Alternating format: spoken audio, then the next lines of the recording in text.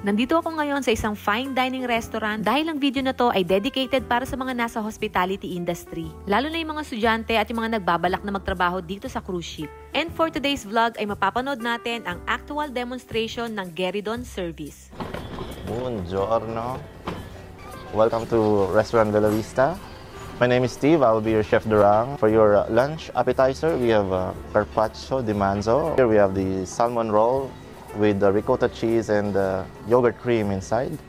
Prosciutto di Parma or prosciutto, Italian style, Russian salad. Here we have mozzarella bufala, treccia mozzarella, freshly made on board. Bufala is made of buffalo milk and this one is made of cow's milk. Here we have quiche Lorraine or pie filled with cheese, ham, and onion, and the grana padano cheese. Si Steve ay isang chef de rang. Chef de rang is a French term for a head waiter na in charge sa isang section of tables sa restaurant. Ang mga chef de rang ay highly trained in professional service and they are expected to provide exceptional, precise, and elegant service. Part ng kanilang personalized style of service ang pagpe-prepare ng pagkain using a trolley or a side table na tinatawag na Geridon. Aside from the appetizers, ay nag-prepare din si Steve ng dipping sauce para sa tinapay. Combination niya ng Himalayan salt, extra virgin olive oil, and 24-year aged balsamic vinegar.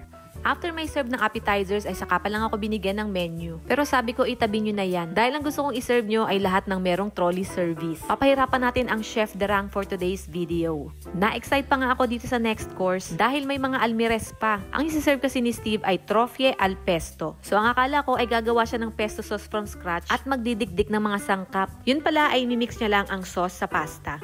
Parte ito ng kanilang showmanship and guest interaction. Para maging chef de rang, kailangan ikaw ay confident. So hindi pwede dito ang mahiyain. Importante rin ang tamang posture, composure, maayos at malinis na uniform. In short, presentable at professional ang pagkilos. While waiting for the next course ay napansin ko itong kanilang coaster o yung patungan ng baso. Tiles yan te. Tis-tis na kasi yung gilid kaya hindi na nila nilagay sa sahig. Sabi nung contractor wag daw itatapon dahil pasok ang aesthetic niyan para sa mga mayayaman. Kaya nakarating siya dito. Kasabay nung ginupit na yero na ginawang lagayan ng tinapay dito sa katabing fine dining restaurant. Hindi na nga pala ako umorder ng main course dahil hindi naman ako masyadong gutom. Sayang naman kung hindi ko maubos. Kaya salad na lang ang kakainin ko. Ang tawag nila dito ay Elite Salad. At dito ay pe-prepare muna ni Steve ang salad dressing. So yan ay burrata cheese na lalagyan niya ng mixture of balsamic vinegar and olive oil. Sa kanya ito paghahaluin gamit ang kutsara at tinidor. Dito nga pala sa Italy at sa iba ring bansa sa Europa ay sineserve ang salad together or after the main course. Ginagawa nila itong palate cleanser or pantanggal umay at inihahanda ang stomach para sa next course which is the dessert or fruits. Tignan nyo naman ang galawan nila dito. Pati paghahalo ng gulay ang elegante ng kilos.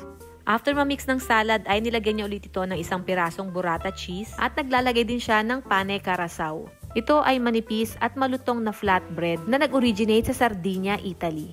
By the way, ang burrata ay fresh mozzarella na merong palaman na tinatawag na stracciatella. Ito yung shredded mozzarella curd and cream. Meron nga pala mga asistante si Steve na nagpe-prepare ng kanyang service trolley. Si Steve bilang chef de rang ang siyang humaharap sa mga guests. And for the last part ng ating dining experience, ay magpe-prepare siya ng classic Italian dessert na tiramisu. First ay magle-layer siya ng mascarpone cream. And then ay isusok niya itong mga lady fingers dito sa espresso. At saka ipapatong dito sa mascarpone. And then ulitin niya lang ang procedure.